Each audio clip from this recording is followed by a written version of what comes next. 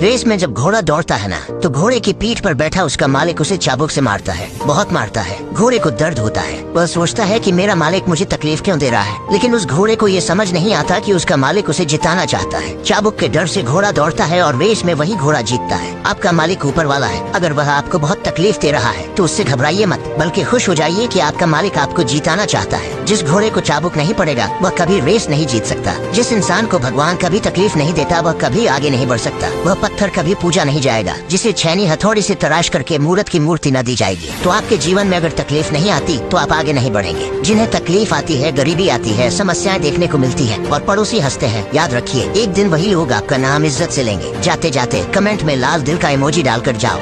Race में जब घोड़ा दौड़ता है ना, तो घोड़े की पीठ पर बैठा उसका मालिक उसे चाबुक से मारता है, बहुत मारता है। घोड़े को दर्द होता है, वह सोचता है कि मेरा मालिक मुझे तकलीफ क्यों दे रहा है, लेकिन उस घोड़े को ये समझ नहीं आता कि उसका मालिक उसे जिताना चाहता है। चाबुक के डर से घोड़ा दौड़ता है और रेस में वही घोड़ा जीतता है। आपका मालिक ऊपर वाला है, अगर वह आपको बहुत तकलीफ दे रहा है तो उससे घबराइए मत, बल्कि खुश हो जाइए कि आपका मालिक आपको जिताना चाहता है। जिस घोड़े को चाबुक नहीं पड़ेगा वह कभी रेस नहीं जीत सकता। जिस इंसान को भगवान कभी तकलीफ नहीं देता वह कभी आगे नहीं बढ़ सकता। वह पत्थर कभी पूजा नहीं जाएगा, जिसे छैनी हथौड़ी से तराश करके मूर्त की मूर्ति न दी जाएगी। तो आपके जीवन में अगर तकलीफ नहीं आती तो आप आगे नहीं बढ़ेंगे। जिन्हें तकलीफ आती है, गरीबी आती है, समस्याएं देखने को मिलती है और पड़ोसी हंसते हैं, याद रखिए एक दिन वही लोग आपका नाम इज्जत से लेंगे। जाते जाते कमेंट में लाल दिल का इमोजी डालकर जाओ।